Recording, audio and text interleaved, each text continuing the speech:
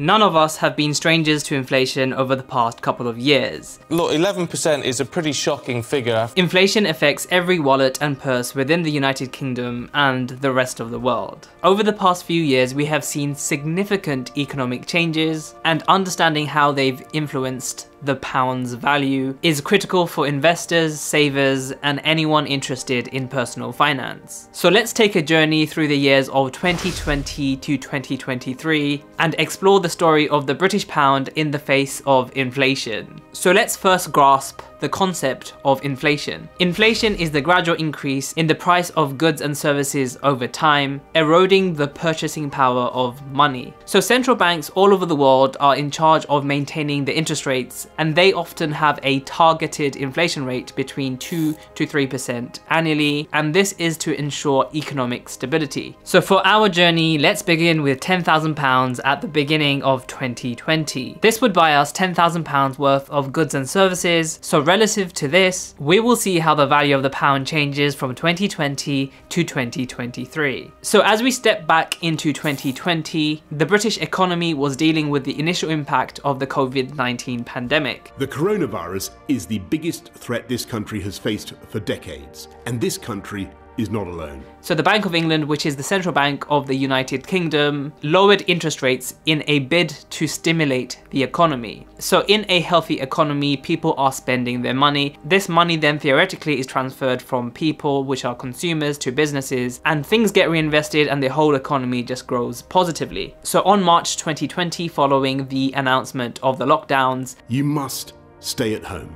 The Bank of England reduced the interest rates from an already low of 0.75% to a near zero level of 0.1%, well below the levels of inflation, which back then was below the target level at 1.5%. So this low interest environment actually encourages people to take out more loans, as their repayments are going to be well below inflation, and that also means they can just buy whatever they want now and worry about paying for it later below inflation at a very low cost. So during the whole pandemic season, another really big thing was happening, and that is supply chain shortages. So all around the world, because workers could no longer actually physically go to work, the supply chains, for example, things that supply food and distribute food and materials that we need, such as electronic devices, production was very low and in some cases stopped entirely. This meant that there was an imbalance between supply and demand. In a normal economy, supply should be equal to demand and everything is all well and good. However, when supply becomes lower than demand, the prices do tend to increase. But even given all that, inflation still remained quite subdued throughout 2020. So at the end of 2020, the CPI was measured at 0.6%, which was actually lower than March of that year. So CPI, also known as Consumer Price Index, is a way of measuring the rate of inflation within an economy, and is done so by measuring the rate of price changes in frequently bought common household supplies such as food and other essential items. So the Bank of England, in response to all this data, did nothing and did not reduce or increase the interest rates. Reducing or increasing the interest rates is one of the weapons the Bank of England has to actually combat inflation and keep it between the 2 to 3% target level. However, at the end of 2020, it didn't seem like raising interest rates was a necessary thing. If interest rates are low, it becomes cheaper for households and businesses to borrow more money, and it becomes less rewarding to save your money, as the banks are paying almost nothing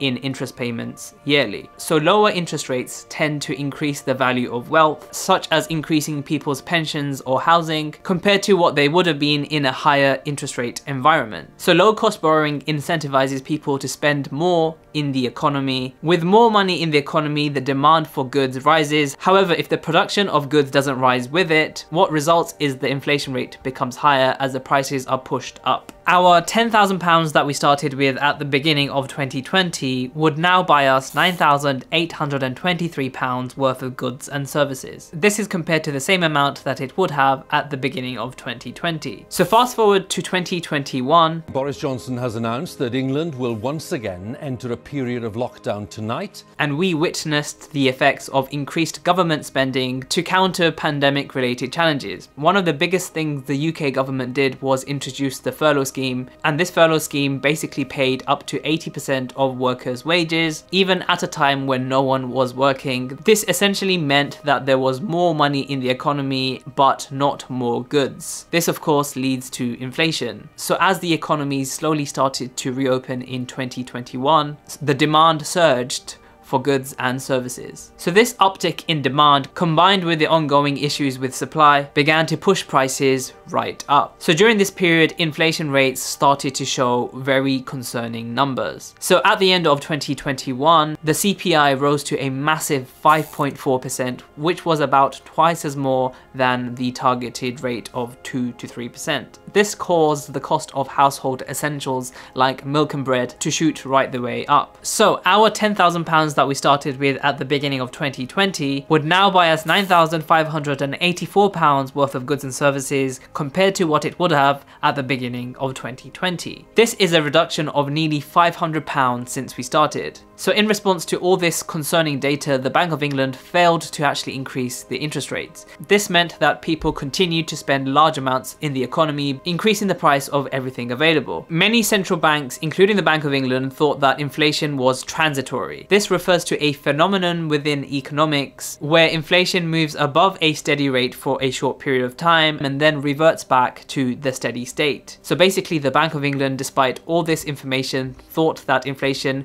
would fix itself back up again. At the end of 2021 in December, the Bank of England finally decided to do something and raised interest rates to a paltry 0.25%. This was collectively known as too little too late, and this would show with the inflation rate in the following few months. So the year 2022 brought a continuation to the upward trend in inflation. The prices of essential commodities like energy, food and transportation climbed even further. What's worse was the conflict in Europe worsened supply chains and caused the prices of energy to skyrocket to levels never seen before. Central banks, including the Bank of England, faced the challenge of maintaining inflation whilst also supporting the economy. Increasing interest rates too quickly can often make the financial markets very unstable, causing a crash in the stock market because investors no longer want to invest their money into an uncertain future. When the cost of borrowing increases, companies can often no longer be able to pay back their repayments, defaulting on their debt and often causing them to go into administration. On October 2022, the CPI rose to a staggering 11.1%. pushing hundreds of thousands of people to poverty and making life more difficult for those even on average salaries. Now remember, the CPI isn't a complete representation of inflation, and some goods rose well above 50%. Our £10,000 that we began with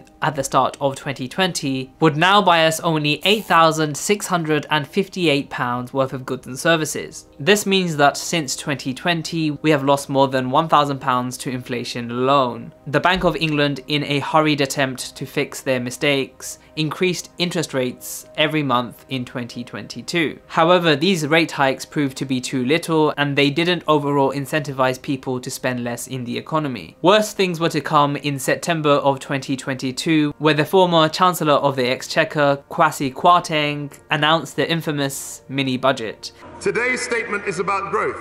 High tax rates damage Britain's competitiveness. Can we afford these tax cuts, Chancellor? Just looking at the pounds, and it's ticking every second, and it's ticking lower. This is literally just over the course of today. What does that tell us? In this mini budget, they plan to actually reduce the amount of taxes at a time where government borrowing was incredibly high. This budget caused a huge ripple effect throughout the UK economy, causing it to almost crash to pieces. So governments use taxes as a way of raising capital in an attempt to pay off some of their debt. Foreign investors saw the UK as a place that might default on their debt in response to the mini budget, market, and they pulled out of investing within the UK market, really affecting UK's economy. In order to keep the British economy afloat, the Bank of England raised yields on their bonds, causing an influx of investors to buy up these bonds and restoring some of the UK's economy. The Great British Pound experiences a huge amount of volatility and loses a lot of value against the dollar. This means that the price of imported goods increases too, causing inflation to become even worse. As the UK is a huge importer, this really doesn't bode well with the economy. Now, as we arrive in 2023, the value of the British pound has been affected by these inflationary pressures. While the pound's value can be influenced by various factors, including economic indicators and market sentiment, inflation does play a substantial role. Investors and savers are closely watching for any changes in the monetary policy that could affect the value of the pound. In January of 2023, the CPI was as high as 10.1%, and the central bank rate was around 3.5% at this time. Our £10,000 that we started with at the beginning of 2020 would now buy us £7,821 worth of goods and services. This is compared to what £10,000 would have bought at the beginning of 2020. This is a reduction of purchasing power by about 22% in less than 3 years. The UK's annual inflation rate fell from 7.9% in June to 6.8% in July. This is the lowest it's been since February of 2022, and this is mainly driven by lower energy prices following some of the corrections in energy supply since the conflict first started in Europe. So food price inflation has slowly started to ease, particularly for essentials such as milk, bread and cereal,